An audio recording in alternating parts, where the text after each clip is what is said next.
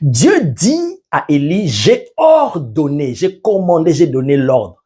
Dans notre compréhension humaine, quand nous entendons cela, nous allons penser que une fois qu'Élie arrive devant la femme, puisque c'est Dieu lui-même qui a commandé, mais la femme va obéir tout de suite. La femme ne va même pas discuter, ne va rien dire, même pas un mot. Mais la femme va tout de suite comprendre parce que dans notre langage, on va se dire, Dieu s'est révélé aussi à la femme et Dieu lui a dit, voici, il y a mon serviteur qui viendra et tu vas lui donner, donc quand tu le vois, il va demander, il va dire ceci, tu comprends directement, prépare sans même donner des explications. Non. Dieu a dit, j'ai commandé, j'ai ordonné à la femme, mais la manière dont Dieu a ordonné, c'était pas ça.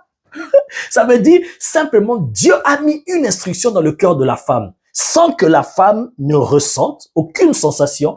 Elle n'a entendu ni voix ni rien. Elle ne sait même pas que Dieu lui a parlé, que Dieu a déposé dans son esprit une instruction, un ordre. Elle ne savait même pas.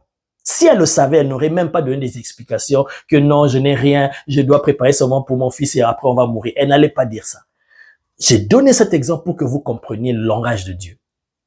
Dieu dit, j'ai ordonné, mais la manière dont il a ordonné à la femme, ce n'est pas qu'il a parlé à la femme directement. Il a utilisé une autre méthode. C'est un langage de Dieu. La même manière quand Dieu dit, j'envoie la faim et la famine, et la faim et la soif, pour que les hommes ressentent cela, entendent les paroles de l'Éternel. Les hommes eux-mêmes ne sont pas conscients qu'ils ont reçu cette faim et cette soif-là venant de Dieu et qu'ils doivent se diriger vers Dieu.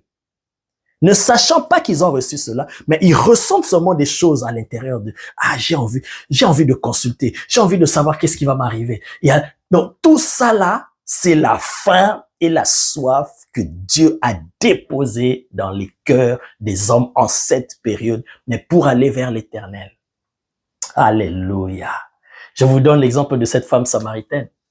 Cette femme samaritaine, c'est exactement la même chose. Dans la parole prophétique d'Amos 8:11, c'est accompli aussi dans la vie de cette femme. Et ça s'accomplit aussi en notre période aujourd'hui. Alléluia. Voilà pourquoi j'ai dit, la parole prophétique n'est pas limitée par l'espace et le temps.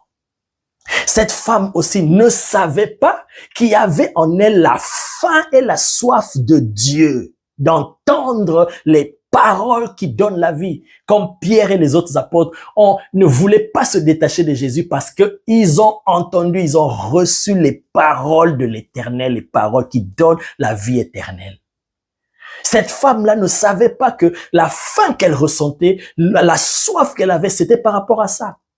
Mais elle a canalisé cela, poussée par l'ennemi, elle a canalisé cela vers les hommes. Elle pensait qu'elle recherchait quelque chose, mais elle allait vers les hommes.